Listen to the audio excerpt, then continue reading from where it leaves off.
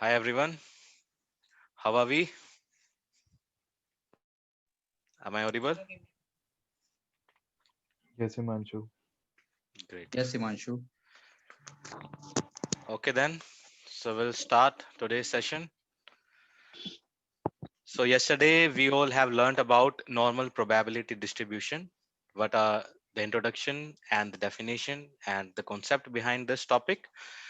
So we have studied about the probability, the basic meaning of probability. So the probability is the chance for any event to be happen. ठीक है, और you can से likelihood और possibility किसी भी event के होने के कितने chances हैं, that is basically called probability.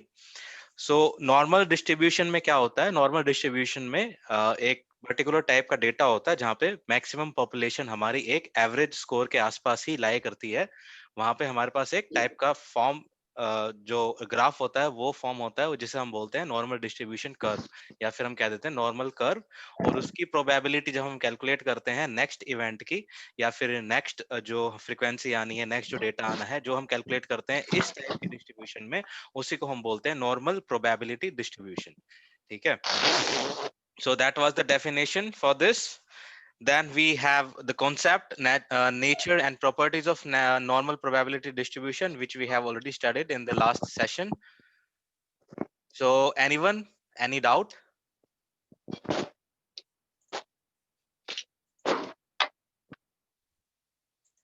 No doubt? Yes, no, maybe? Not yet. Not yet. No, no. Okay then, great. So today we will start how to compute your Z scores, or you can see Z scores. कोई Z भी बोलता है इसको. So what is Z scores? This is the score which tell us about the distance of a particular you can say person, or you can say a sample, the distance for that particular person from standard deviation. कितना उसका standard deviation का distance है उसके mean से above है या below है, because जो हमने कल graph देखा था, let me show you the graph. So this is the graph we have. So in graph, this is your mean, okay, and this is your, you can say, below part, and this is your below and this is your above, sorry. ठीक है, तो इस type का data होता है. तो हम क्या जैसे कैलकुलेट करते हैं, अगर मुझे यहाँ पे अगर कोई डेटा है, यहाँ पे कोई डेटा है मेरा, यहाँ पे जो लाई कर रहा है data, so how I will calculate और how I will compute the position for that particular individual with the help of Z scores. Z scores tell us about the distance of that particular individual from the mean. ठीक है, और किसके form में बताता है वो, standard deviation के form में बताता है. तो ये हमारा पर्टिकुलरली हमारा Z scores होता है जिसे हम बोलते हैं Z scores. So let me come to the topic, Z scores. Okay, so standard score or Z score is transformed score which shows the number of standard deviation units by which the value of observation is above or below the mean. So it says this is the score which shows the number of standard deviation. ठीक है, ध्यान से सुनना क्या है ये बताता है नंबर ऑफ स्टैंडर्ड डेविएशन की यूनिट्स कितनी अबोव है और कितनी बिलो है, किससे, उसकी मीन वैल्यू से. ठीक है, और इससे हमें हेल्प मिलती है, क्या हेल्प मिलती है, एक उसकी पोजीशन डिफाइन करने में कि जो पर्टिकुलर डेटा है उसकी पोजीशन कहाँ होगी, कितना डिस्टेंस होगा उसका उसकी मीन वैल्यू से. ठीक है, so this is basically your standard scores or Z scores. So now I will go to the concept behind it. So here, if I'll give you an example, if the value is 5 standard deviation above the mean, ठीक है, ऐसे calculate होगा. So if the value is 5 standard deviation above the mean, then it refers to the 5 times the average distance above the mean. ठीक है, अगर ये कह रहा है 5 वैल्यू किसी की होगी स्टैंडर्ड डेविएशन के अबोव, तो जैसे ये हमारा स्टैंडर्ड डेविएशन है, अबोव 5 वैल्यूज होगी, तो ये 5 times, 1 time, second, 3 times, 4 times, and then 5 times. यहाँ पे हमारा होगा 5 सिग्मा. दैट मीन्स उसकी जो पोजीशन होगी वो 5 टाइम सिग्मा होगी, कहाँ से, मीन से. ठीक है, so this is all about your Z scores, जो हमें बताएगा पोजीशन कहाँ लाई करेगी. And a row score or sample value is unchanged score or the direct result of the measurement. ठीक है, क्योंकि यहाँ पे क्या होता है, अभी हमें इसकी जरूरत क्यों पड़ी, दैट वी विल लर्न. क्योंकि सपोज मेरे पास एक रो स्कोर है, ये बेसिकली यूज वहां पे होता है जहां पे हमारे पास बहुत बड़ी कैलकुलेशन होती है या फिर बहुत बड़ा डेटा होता है, बहुत ज्यादा पॉपुलेशन होती है। अगर मैं एक एक पर्टिकुलर पर्सन की पॉपुलेशन अगर वहां पे मैं ग्राफ में प्लॉट करूंगा, so that will become really difficult for me. Graph ऐसा ही बनेगा लेकिन वो बहुत डिफिकल्ट हो जाएगा, इसलिए हम यूज करते हैं जी वैल्यू का यूज करते हैं। ठीक है, कि जी वैल्यू कितनी आ रही है, अप्रोक्स कितनी आ रही है उसकी जी वैल्यू से हम उसको प्लॉट करते हैं and then we come to the conclusion कि ये ग्राफ कैसा है और किस टाइप का इसमें प्रोबेबिलिटी है, चांसेस है ओकर होने की again. So this is the basic idea and the concept. So now it says this row scores are transformed into z scores. ठीक है, तो ये जो रो स्कोर मैंने बताया जो नॉर्मल होते हैं, जैसे किसी एक स्टूडेंट के मार्क्स आए 50, ठीक है, तो जो 50 मार्क्स आए ये मेरा रो स्कोर है। ठीक है, अब ट्रांसफॉर्म करूंगा मैं इस रो स्कोर को किसमें, जी स्कोर में ट्रांसफर करूंगा, पता करने के लिए कि उसकी लोकेशन कहाँ होगी, ओरिजिनल स्कोर की लोकेशन कहाँ होगी इस डिस्ट्रीब्यूशन में या फिर इस ग्राफ में या फिर जो भी पूरा डेटा है मेरा उसमें उसकी पोजीशन कहाँ होगी। ये मैं पता करने के लिए मैं क्या करूंगा, उसको ट्रांसफॉर्म कर दूंगा रो स्कोर को किसमें, जी स्कोर में ट्रांसफॉर्म कर दूंगा। So that is the basic idea behind this.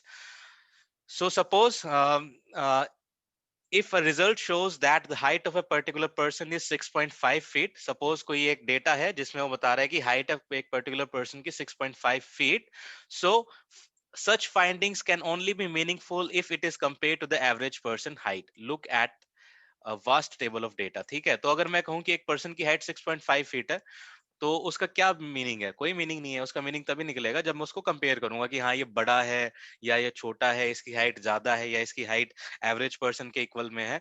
तो ये यही कहना चाह रहा है कि जेड जी स्कोर जो होता है वो हमें हेल्प करता है डेटा को कंपेयर करने में।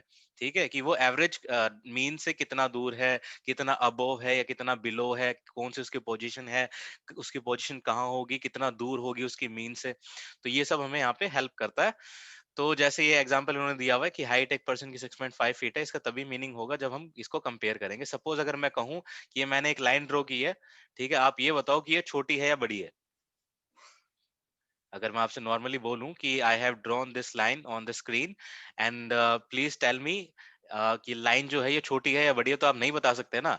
अगर मैं इसके साथ में अगर एक और लाइन ड्रॉ करता हूं, तब मैं कह सकता हूँ कि ये वाली लाइन बड़ी है, तभी मैं कुछ बोल पाऊंगा, वैसे डायरेक्ट थोड़ी ना बोल पाऊंगा।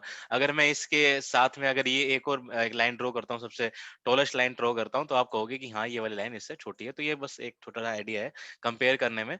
तो वो कंपेयर हम करते हैं, जी स्कोर से कंपेयर करते हैं। ठीक है, so now we will discuss about the properties for z score. So the g score, the mean of the z score is always zero. ठीक है, जो मीन होगा जी स्कोर्स का वो हमेशा जीरो होगा। कैसे होगा वो हम देखेंगे जब हम कैलकुलेट करेंगे, कंप्यूट करेंगे। मैंने पहले बताया था प्रॉपर्टीज जो आपको तभी समझ में आएंगे जब आप उसका आगे कंप्यूट करोगे, उसको यूज करोगे उस न्यूमेरिकल्स में। ठीक है, क्योंकि वहां पे पता चलेगा कि जी स्कोर हमेशा जीरो क्यों आता है। Then the second point is it is also important to note that the standard deviation of the Z scores is always 1।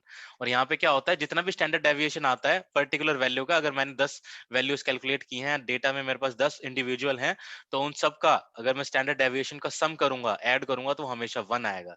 ठीक है, ये यहाँ पे बोला जा रहा है। Then it says the graph of the z-score distribution always has the same shape as the original distribution of the samples. तो ये कह रहा है कि जो z-score का जो ग्राफ बनेगा, सपोज मेरे पास एक ग्राफ बना है ऐसे करके। ठीक है, मेरे पास 100 लोग थे, 100 लोग से मैंने ये ग्राफ बना दिया। तो लेकिन ये मैंने तो बहुत इजीली बना दिया, अगर मैं इसको रियल में बनाऊंगा ग्राफ के ऊपर तो ये मेरे लिए बहुत डिफिकल्ट हो जाएगा। इसलिए इसको मैं ट्रांसफॉर्म करूंगा किसमें, जी स्कोर में ट्रांसफर करूंगा, और जी स्कोर से मुझे हेल्प मिल जाएगी उसको रीड्रॉ करने में। तो जब मैं जी स्कोर से भी ड्रॉ करूंगा ना, तो भी मेरा जो ग्राफ होगा वो क्या होगा, सेम ही बनेगा। ये मुझे यहाँ पे बता रहा है। And the next point says that z scores above the value 0, जो z score above 0 से ऊपर होगा वो हमें शो करेगा sample values above the mean।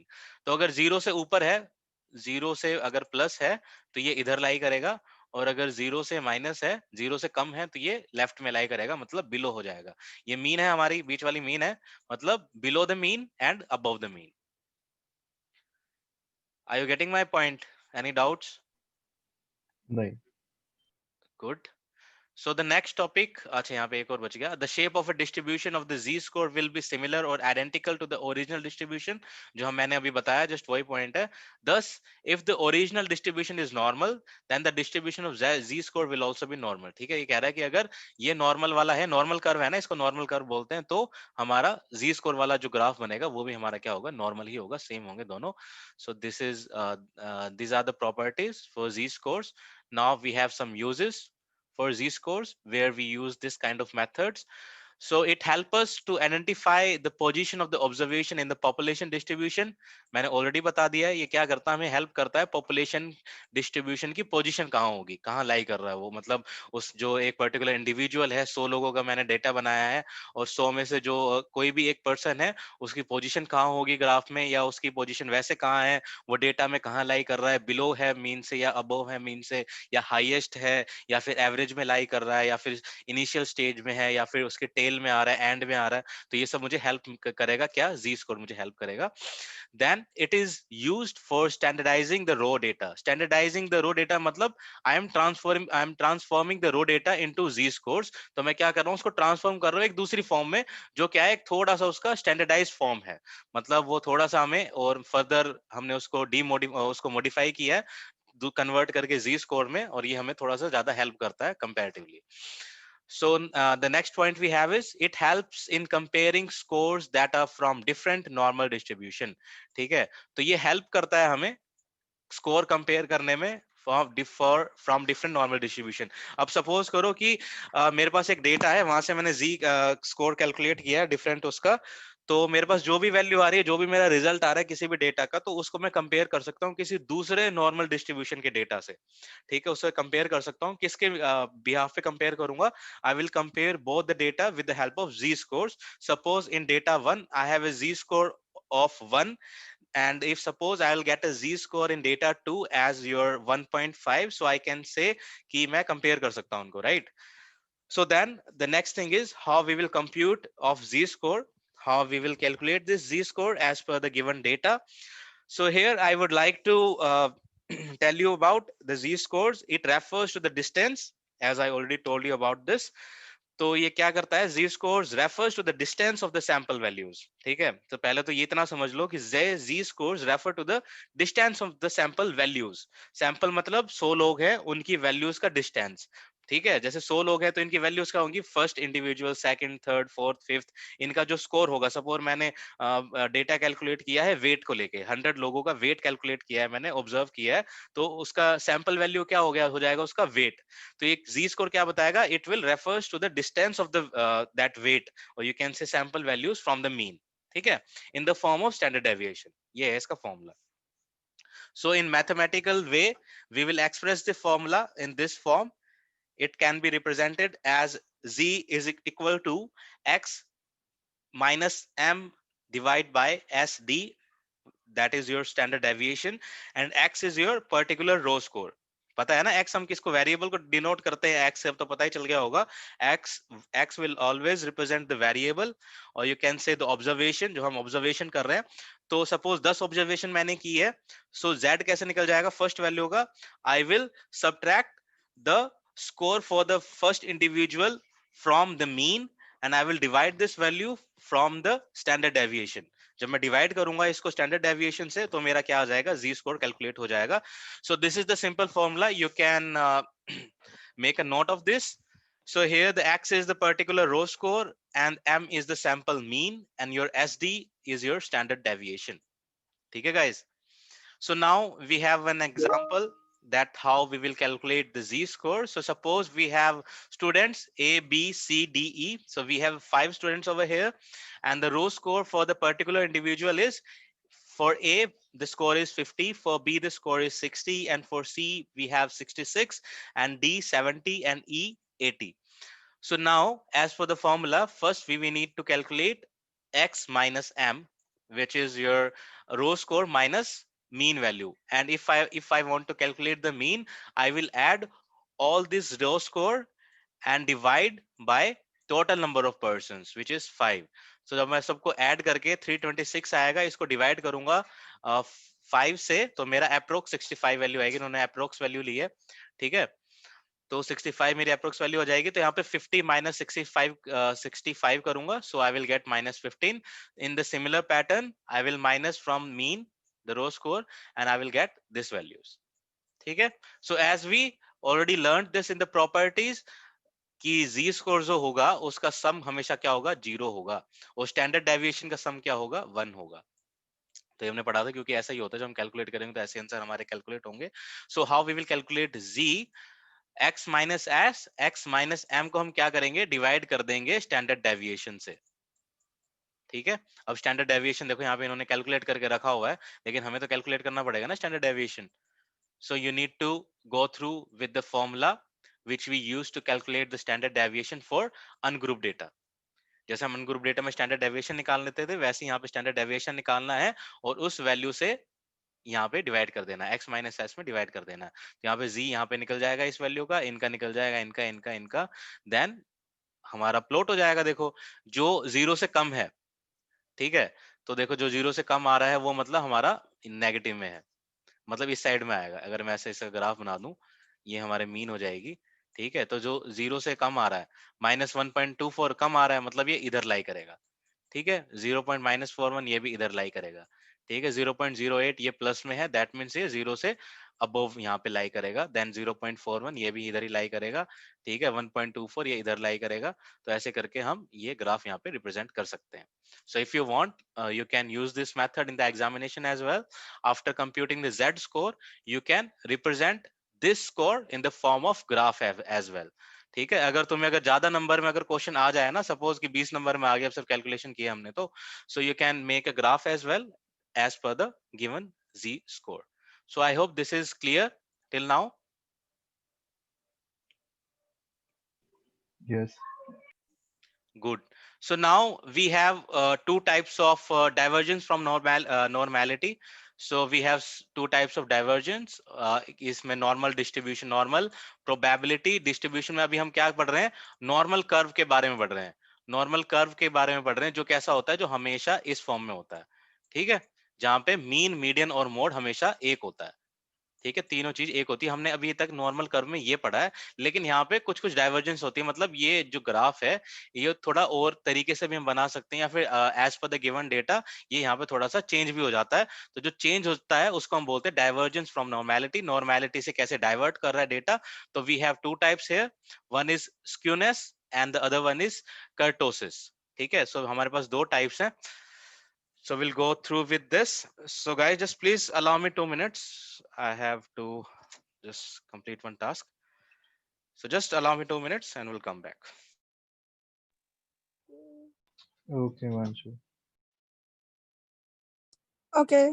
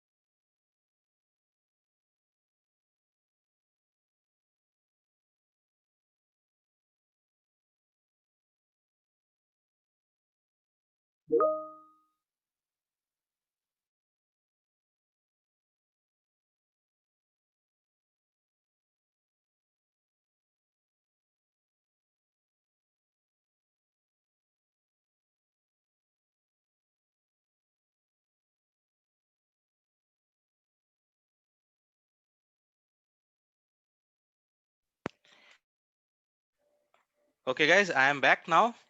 So we'll start and learn about the divergence from normality. कैसे कैसे divergence हो जाता है कि जरूरी नहीं है कि लेफ्ट हैंड साइड और राइट हैंड साइड हमारे इक्वल हो, मीन मीडियन मोड हमेशा एक ही हो. यहाँ पे हमारे पास कुछ डिफरेंट टाइप्स के ग्राफ भी बनते हैं जो नॉर्मल डिस्ट्रीब्यूशन के अंडर ही आते हैं, बस थोड़ा सा यहाँ पे डिफरेंस हो जाता है. So what kind of difference we have, so we will cover this topic under divergence from normality. It is basically two types, skewness and kurtosis. So what are the basic difference between skewness and kurtosis? So the distribution is said to have diverged from normality. Okay, so if we talk about kurtosis, so kurtosis में क्या होता है? Kurtosis में it is a measure whether a data is heavy tailed or light tailed in relation to the normal distribution.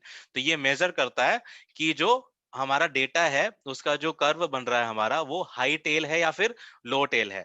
That means कि ये जो मेरा normal graph है यहाँ पे जो मैंने बनाया है ऊपर, इसमें क्या हो जाएगा, कर्टोसिस में क्या होता है, या तो ये ऐसे हो जाएगा, नीचे आ जाएगा, ऐसे करके बन जाएगा, या फिर ये ऐसे हो जाएगा. मतलब एक नॉर्मल कर्व की तरह रिएक्ट नहीं करेगा. यहाँ पे क्या हो जाएगा, या किसी की टेल बहुत ज्यादा ऊंची हो जाएगी, किसी की नीचे हो जाएगी, कोई थोड़ा सा फ्लैट टाइप में हो जाएगा. ठीक है, यहाँ पे इसको हम बोलते हैं कर्टोसिस. देखो ये भी नॉर्मल कर्व डिस्ट्रीब्यूशन है, राइट?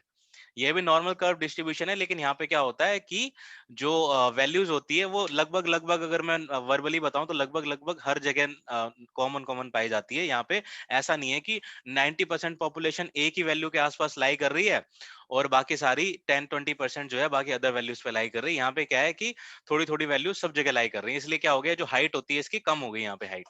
तो कर्टोसिस में क्या होता है, कर्टोसिस में it is the measure whether a data is heavy tailed or light tail in relation to the normal distribution. ठीक है, so we have three types over here: leptokurtosis, mesokurtosis and your platykurtosis. So you can see, you can directly learn from this graph that the graph, ये जो सबसे ये black वाली जो line है यहाँ पे, ये हमारी लेप्टोकर्टिक. लेप्टोकर्टिक में क्या होता है, जो हमारा देखो उसमें नॉर्मल कर्व हमारा बनता है ना, वो ऐसे बनता है, ऐसे करके. ठीक है, तो ऐसे नॉर्मल कर्व बनता है. तो यहाँ पे लेप्टोकर्टिक में क्या है ना, ये हाई टेल्ड है थोड़ा. ठीक है, इसमें क्या है, कम वैल्यूज हैं ज्यादा आंसर के साथ, या फिर मैं यहीं से बता देता हूँ. So in leptokurtic distribution the frequency curve is narrower than the NPC. NPC is normal probability curve. ठीक है, तो उससे नैरो हो जाएगा थोड़ा सा, इसमें यही डिफरेंस है. मेसोकर्टोसिस में क्या है, मेसोकर्टोसिस में ये थोड़ा सा डाउन आ जाएगा, टेल इसकी छोटी हो जाएगी. और प्लेटिकर्टिक में ये और भी ज्यादा क्या हो जाएगा, शॉर्ट टेल हो जाएगा. बस यही बेसिक डिफरेंस है यहाँ पे. कर्टसिस में ऐसे होता है. देन व्हाट इज, ये हमारा फॉर्मूला है यहाँ पे, अगर आप चाहो तो याद कर सकते हो, वैसे इतना इंपॉर्टेंट होगा नहीं है. तो हम कर्टसिस कैसे कैलकुलेट कैसे करते हैं, Q is your quartile deviation divided by में 90th percentile from 10th percentile. यहाँ पे हम ऐसे कैलकुलेट कर लेते हैं इसको. एक बार फॉर्मूले को बस थोड़ा सा देख लेना, क्योंकि इस पे कोई बेस कोई न्यूमेरिकल नहीं आएगा, that I am sure for this, but they may ask you about the definition and the types of the courtesies, you can say.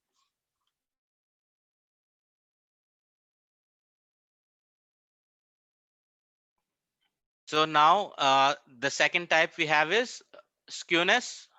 Skewness से पहले मैं आपको बता देता हूँ. The value for the normal curve is obtained 0.263. तो यहाँ पे एक चीज हमें बता रहा है एक्स्ट्रा, ये जब हम कर्टसीज कैलकुलेट करते हैं. ठीक है, सो कर्टसीज की k की वैल्यू अगर 0.263 आती है, अगर k की वैल्यू 0.263 आती है, दैट मीन्स ये हमारा नॉर्मल कर्व ही है. ठीक है, तो ये बेसिकली देखो k की वैल्यू हमें क्या बता रही होगी, k की वैल्यू हमें यही यहाँ पे बता रही होगी कि इनकी हाइट कितनी जाएगी. जो मेरे पास ग्राफ बन रहा है ये नैरो होगा, या फिर ये मेसोकर्टिक होगा, या प्लेटिकर्टिक होगा, या फिर ये नॉर्मल कर्व होगा. तो अगर वैल्यू 0.263 आती है, दैट मीन्स हमारा जो ग्राफ होगा वो नॉर्मल कर्व होगा. ठीक है, but if the value obtained is below 0.263, then the curve can be termed as leptokurtic. अगर इसकी वैल्यू 0.263 से कम आती है तो हमारा हो जाएगा leptokurtic. ठीक है, अगर हमारी वैल्यूज यहाँ पे 0.263 से अबव आती है तो हमारा हो जाएगा प्लेटिकर्टिक. अगर इससे अबव आएगी तो हमारा क्या हो जाएगा, प्लेटिकर्टिक, ये वाला ग्राफ. ठीक है, तो यही हमारे यहाँ पे डिफरेंस है.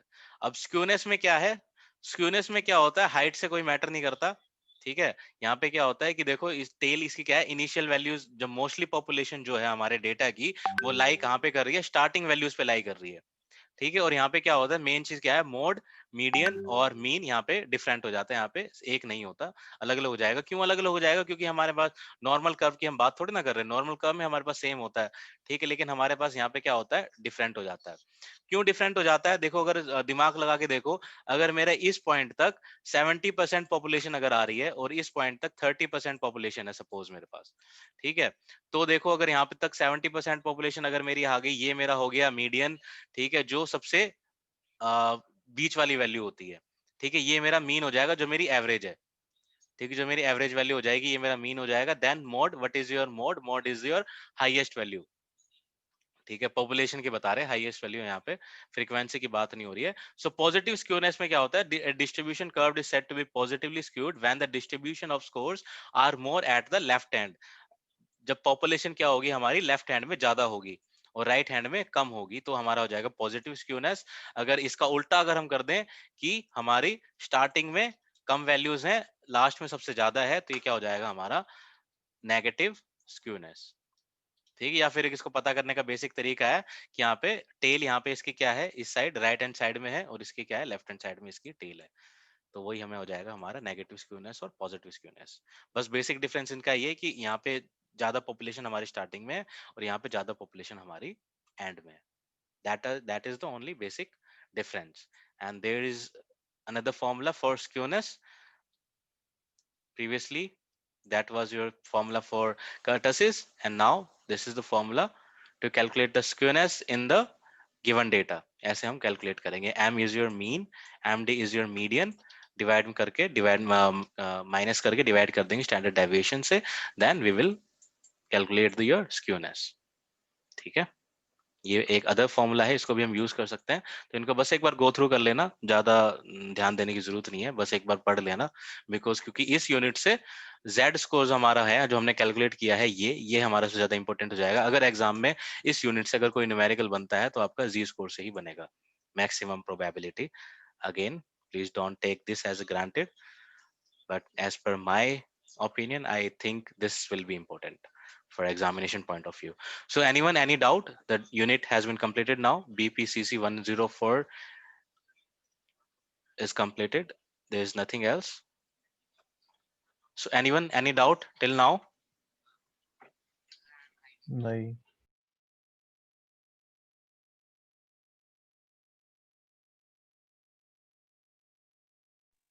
No. Anyone apart from the guy?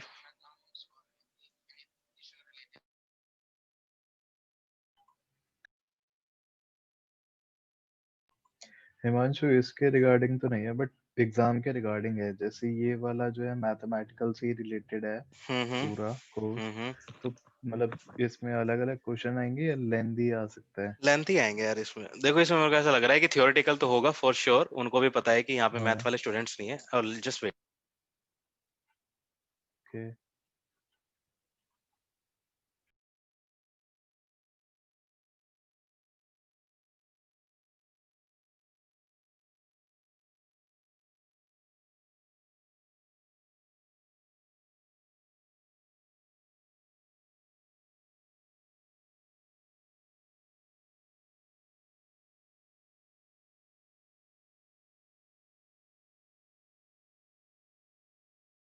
okay, so now you can ask your doubts.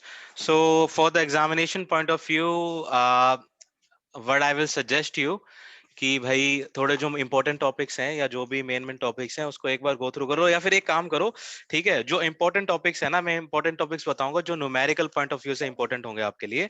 For example, you must know about the mean, median and mode, how you can calculate these three things, and later you must know about the standard deviation, how we will compute the standard deviation, because that is also important. After that there is some I think Pearson product, and एक और था मैं नाम भूल गया, तो वो हमारे लिए न्यूमेरिकल इंपॉर्टेंट हो जाता है, एक हमारा जी स्कोर जो है इंपॉर्टेंट हो जाता है। तो जो पार्ट न्यूमेरिकली इंपॉर्टेंट होगा हमारे लिए, ठीक है, उसके हम न्यूमेरिकल्स करेंगे, और जो पार्ट इसके अलावा जो बच गया उसको थ्योरी गो थ्रू कर लेना एक बार, क्योंकि जहां से न्यूमेरिकल्स आएंगे वहां से थ्योरी नहीं आएगी, मुझे ऐसा लगता है। ठीक है। ठीक है, ठीक है, डन। हाँ, क्योंकि स्टैंडर्ड डेविएशन तो अगर आ गया तो उसी में पूरा आपके देखो 2 क्वेश्चन मैं बताता हूँ। एक क्वेश्चन ऐसा बनेगा जिसमें आपको स्मॉल कैलकुलेशंस होंगी। सपोज कोई अनग्रुप डेटा दे दिया, ठीक है? उसमें आपको मीन, मीडियन और मोड निकालना है। ठीक है? तो ये हो जाएगा एक शॉर्ट टाइप का न्यूमेरिकल आपका हो जाएगा। तो इसमें कुछ जितने भी हाँ नंबर का होगा, ठीक है? एक हमारा और आ जाएगा, नॉर्मल सा आ जाएगा, जिसमें आपका अनग्रुप डेटा होगा, क्लास इंटरवल्स होंगे, वहाँ पे सपोज़ आपको क्वार्टाइल डेविएशन निकालने के लिए दे दिया या स्टैंडर्ड डेविएशन निकालने के लिए दे दिया, वो थोड़ा ईज़ी होगा, वो भी ईज़ी होगा। एक मेरे को लग रहा है एक लेंथी आएगा बहुत बड़ा, जिसमें आपको 3-4 चीज़ें कैलकुलेट करने के लिए बोलेगा। सपोज़ उसने बोल दिया कि ज़ी स्कोर भी कैलकुलेट करो and you have to calculate standard deviation and quartile deviation and mean of this score. ठीक है? तो और आपके पास डेटा बड़ा होगा। सपोज़ कि आपके पास जो इससे पहले न्यूमेरिकल दिया था उसमें 5 लोग थे एंड सपोज़ उसने फिर जैसे असाइनमेंट में दिया था कि क्या पता 15, 20, 30 क्लास इंटरवल्स हों, देन हमें कैलकुलेट करना पड़ जाए तो वो बहुत ही लेंथी हो जाएगा कैलकुलेट करने के टाइम पे। तो ये हो सकता है। अदर देन दिस कोई दिक्कत नहीं है। अब न्यूमेरिकल जिसको आ गया करना, मैं न्यूमेरिकल कराऊंगा, पक्का कराऊंगा, एक सेशन पक्का लूंगा जिसमें मैं खुद से बाहर से क्वेश्चन लूंगा या यहाँ से भी उठाऊंगा और न्यूमेरिकल कराऊंगा जरूर। ठीक है, एक एक न्यूमेरिकल पक्का सबके कराऊंगा, साथ में बैठ के ठीक करेंगे है। सब। तो एक बार वो क्लियर हो जाएगा, क्योंकि न्यूमेरिकल जिसको भी समझ में आ गया उसको वैसी कोई दिक्कत नहीं होगी, वो वैसे ही पास हो जाएगा भाई। 60, 70, 80% में वैसे ही आ जाएंगे, उसकी कोई दिक्कत नहीं है। यार ऐसा नहीं हो सकता कि एग्जाम में कैलकुलेटर दे दे कैलकुलेट करने के लिए भाई इसके रूट्स लिए के मैं लिए श्योर या नहीं हूँ कैलकुलेटर देंगे कि नहीं देंगे। हमें तो वैसे ही बहुत आदत हो गई यार, इंजीनियरिंग के बाद कैलकुलेटर की, साइंटिफिक कैलकुलेटर लेके जाते थे एग्जाम में। उससे पहले तक हाँ खुद से कैलकुलेट करना अच्छा लगता था, लेकिन जब से साइंटिफिक कैलकुलेटर हाथ में आया ना, तो 1+1 भी ना उसमें करने की आदत है कैलकुलेटर में कि इसमें करूंगा। तो ऐसा हो जाता है। तो ठीक है, कोई नहीं, देखेंगे, इट्स ओके। मेरे भी 11 12th में मेरे I also used to use scientific calculator, और अभी इतने सारे कैलकुलेशंस आए तो सो इट्स बेटर ना कि ठीक है यार। मैं सच बताऊं कि जब से साइंटिफिक कैलकुलेटर आया है ना, तब से बहुत ही दिक्कत होती है कैलकुलेशन करने में, आदत हो गई है। लेकिन उससे पहले तक यार मुझे पता था कि हाँ हम सच मैथ ना में। सिर्फ खुद से कर लेते थे, सब मैथ खुद से ही कर लेते थे, कैलकुलेटर की जरूरत नहीं पड़ती थी। लेकिन जब से इंजीनियरिंग में गए हैं, उन्होंने साइंटिफिक कैलकुलेटर दिखाया है ना, हमने देखा ही उस टाइम फर्स्ट टाइम था। 11 12 में तो देखा ही नहीं था। जब कॉलेज में जाके देखा, अरे यार इसमें तो सब हो जाता है, इंटीग्रेशन, डिफरेंशिएशन, आपकी एवरेज, मीन, सब हाँ डायरेक्ट निकल जाता है। तो कुछ करने की जरूरत ही नहीं है, कुछ भी करने की जरूरत नहीं होती अगर हमारे पास वो आ जाता है। तो उसके अंदर तो फॉर्मूलेज होते हैं, डायरेक्ट आप डाटा लिखो, और अगर आप प्रोबेबिलिटी निकालनी है या आपको कुछ भी निकालना है, स्टैंडर्ड डेविएशन निकालना, तो उसका फॉर्मूला उसके अंदर होता है। डायरेक्ट वैल्यू रखो और आपको पूरा डायरेक्ट आंसर देगा वो। हाँ, जब मैंने 11 12th में यूज किया था तभी मेरे को ऐसा लगा था कि बस अभी कॉलेज में भी आएगा, और अभी एग्जाम यू में आर यूज कर गिविंग आई मी सकते अ हैं डोंट क्या थिंक हार्ट फिर? सो कि अटैक। ये आएगा। अभी तो भाई फर्रे मैथ्स चल सकते हैं क्या? भाई फर्रे तो देखो सब जगह चलते हैं, जब तक वो नहीं फंस जाते। हाँ ये कर ठीक लो है, जब फिर। तक घटिया नहीं पकड़ में क्वेश्चन आओगे था। तब तक चलेंगे। फर्रे क्या, कुछ भी चला लो, तुम मोबाइल ले जाओ, कुछ भी ले जाओ, लेकिन फंस जाओगे हाँ तो कुछ भी नहीं चलेगा। ये भी सही है, ये कर ये लो भाई पहले। टॉप ये भी करेंगे, ठीक है। ये भाई टॉप करेंगे। ये फर्रे वाले भाई। फर्रे क्या लेके जाओगे धन्यवाद इसमें, भाई। फर्रे यार। मैथ तो आती नहीं है मंशु भाई बिल्कुल भी, मीन मीडियन मोड भी अब सीखना पड़ेगा। अरे भाई देखो, मैथ नहीं आता, प्लस तो करना आता होगा। हाँ हाँ प्लस तो हाँ आता तो है। प्लस करना है, प्लस माइनस ही है इसमें भाई, इससे ज्यादा कुछ भी नहीं है। सिर्फ प्लस माइनस ही तो है। बस यहाँ पे वही है, आपने मेरे को लग रहा है स्टैटिस्टिक्स शुरू से अटेंड नहीं किया है, या किया है सेशन? नहीं, मैं शुरू से आपको नहीं किया? बताया तो था बीच में से अच्छा अच्छा, इसीलिए स्टार्टिंग किया था इसीलिए ना। इसीलिए कोई बात नहीं, एक बार वीडियो देख लो जो पढ़ाई हुई है। ठीक है, कुछ भी नहीं है इसमें, आपको अगर डायरेक्ट देखो तो दिक्कत लगेगा यार क्या क्या लिखा हुआ है फॉर्मूले में। लेकिन कुछ भी नहीं है, वो जो भी होगा उसके अंदर प्लस माइनस ही हो रहा है। प्लस माइनस डिवाइड और मल्टीप्लाई, इसके अलावा कुछ नहीं आएगा, ये गारंटी ले रहा हूँ मैं। ठीक है, हाँ एक बार स्टैंडर्ड डेविएशन में अंडर रूट निकालना आता है। ठीक है, अंडर रूट वैल्यू वो पता अभी करते मैं हैं। वही बोलने वाली थी हाँ कि बस एक वो अंडर रूट आता है न्यूमेरिकल्स स्टैंडर्ड में तो उसके अंडर रूट अलावा नहीं है। 994 990.4 ऐसा आया था कुछ, और कोई अभी बात का नहीं, इसके देखिए के किसी बिना को वो जिसको कैसे करेंगे। लेकिन कोई दिक्कत नहीं, जिसको अगर निकालना आता होगा ना, कैलकुलेट करना आता होगा, स्क्वायर रूट मैं सिखा दूंगा। अगर नहीं आता होगा तो मुझे बता देना, मैं जो स्क्वायर रूट निकालना सिखा दूंगा, कैसे निकालने, that is also very easy. ठीक है, इतना मुश्किल नहीं है कैलकुलेट करना, we can easily calculate that as well. ठीक है। मुझे ही सीखना पड़ेगा ठीक है, कोई नहीं, मैं बता दूंगा सबको यार। ये कैलकुलेटर के बिना। तुमने तुमने सही मेरे को याद दिला दिया, क्योंकि स्टैंडर्ड डेविएशन में स्क्वायर रूट हमें कैलकुलेट करना पड़ेगा। सो जब मैं इसका रिवीजन कराऊंगा ना, या फिर मैं पक्का इसका सेशन लूंगा, एक और लूंगा, अब तो ये खत्म हो गया है, बढ़िया, एक अच्छी बात बार है। हाँ जी, हाँ, तो इसके बाद मैं एक बार न्यूमेरिकल जो सेशन additional- लूंगा ना, उसमें आपको बताऊंगा कि हमें स्क्वायर रूट निकालना कैसे, जैसे हम डिवाइड करते हैं ना गाइस, जी जी वैसा ही हाँ है वो, जी बस उसमें भी डिवाइड ही करना है, लेकिन हम 2 डिजिट्स लेते हैं और स्क्वायर कैलकुलेट करते हैं, कि हम ऐसे नहीं करेंगे कि वो चलो बाद में बताऊंगा, छोड़ो। और किसी का कोई doubt, anything else apart from this?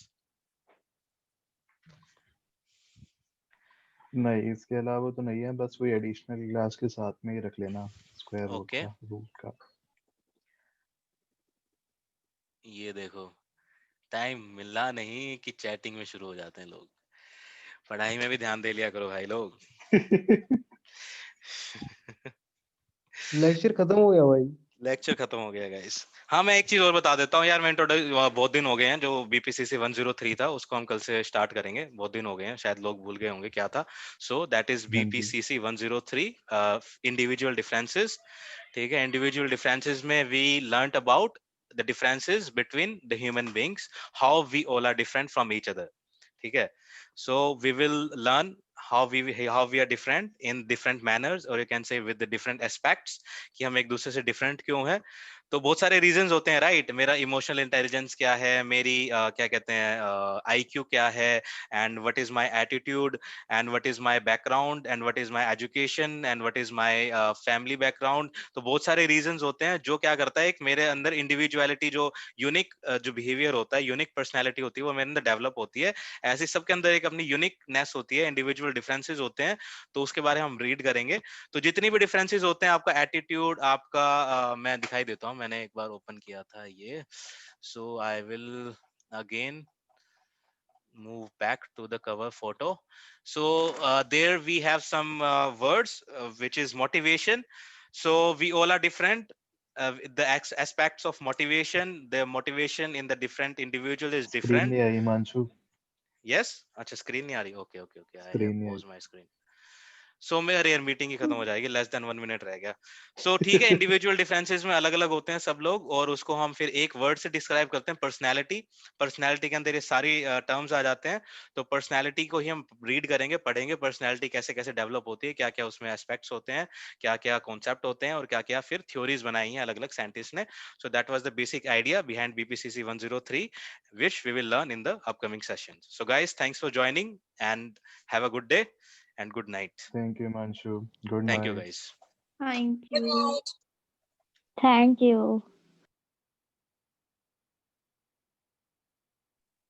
Good night. Thank you. Good night.